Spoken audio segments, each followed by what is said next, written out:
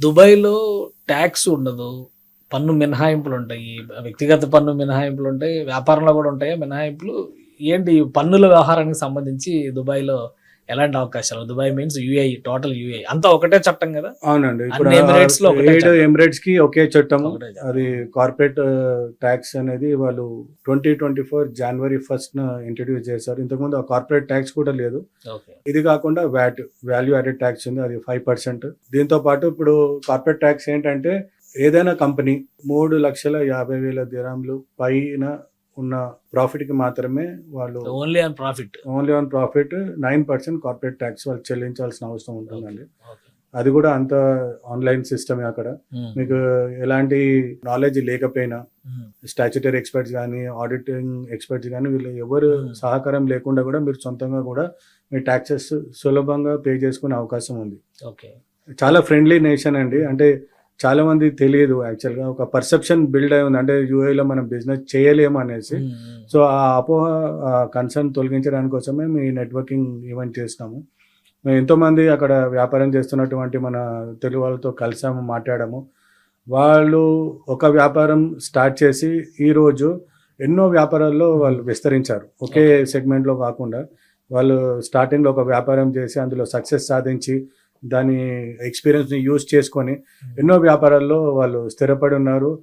ఆర్థికంగా చాలా ఎదిగారు. అంటే వాళ్ళు వేరే వాళ్ళకు కూడా ఇప్పుడు సపోర్ట్ ఇవ్వడానికి ముందుకొస్తున్నారు. కానీ ఒకటంటే దుబాయ్ అనగానే, గల్ఫ్ అనగానే, ముఖ్యంగా గల్ఫ్ ఆ పేరు వినగానే గల్ఫ్ కష్టాలు అనేది 2 కూడా సినానిమస్‌గా కనిపించేటువంటి చాలా వార్తలు గాని వస్తున్నాయి. మనకు వస్తున్నటువంటి న్యూస్ వాటిలో కూడా అక్కడికెళ్తే ఇబ్బంది పడతామని చెప్పి సినిమాలు కూడా తీస్తున్నారు కదా ఈ మధ్య.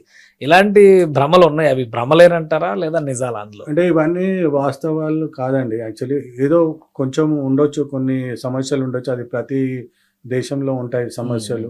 అది ఒక కంపెనీకి, ఒక ఎంప్లాయీకి మధ్యలో ఉన్నటువంటి ఒక చిన్న ఇష్యూ. సో, కానీ ఏంటంటే మనం వేరే దేశాలు వెళ్ళినప్పుడు అక్కడ పరిస్థితుల గురించి తెలుసుకోకుండా వెళ్ళడం మన తప్పు యాక్చువల్లీ.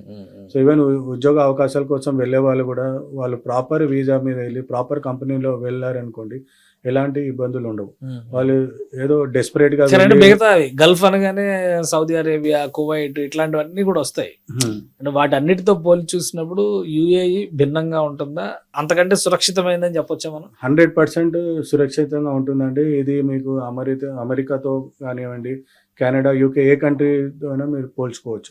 చాలా అడ్వాన్స్‌గా ఉంది టెక్నాలజీ పరంగా. ఇంకా మీరు ఏదైనా సెగ్మెంట్ తీసుకోండి. ప్రతి సెగ్మెంట్‌లో వాళ్ళు ఇప్పుడు లీడింగ్ పొజిషన్‌లో ఉన్నారు. మీరు స్పోర్ట్స్ కానివ్వండి, ఎంటర్‌టైన్‌మెంట్ కానివ్వండి, ఏది సెగ్మెంట్ అయినా తీసుకోండి. ప్రతి దానిలో వాళ్ళు లీడర్స్‌గా ఉన్నారు. అందుకనేసి ఈరోజు వివిధ దేశాల నుంచి వచ్చి దుబాయ్‌లో ఇన్వెస్ట్ చేసే వాళ్ళు చాలా ఉన్నారు. స్క్రీన్ పైన స్క్రోల్ అవుతున్నటువంటి నంబర్‌కి కాల్ చేసినా, వాట్సాప్ చేసినా మీకు కావాల్సిన ఇన్ఫర్మేషన్ దొరుకుతుంది. రాజుగారు కండక్ట్ చేయబోతున్నటువంటి ఈవెంట్‌కి సంబంధించినటువంటి టోటల్ షెడ్యూల్ మీకు ఇస్తారు. సో, దాన్ని బట్టి మీరు ఫాలో అవ్వచ్చు.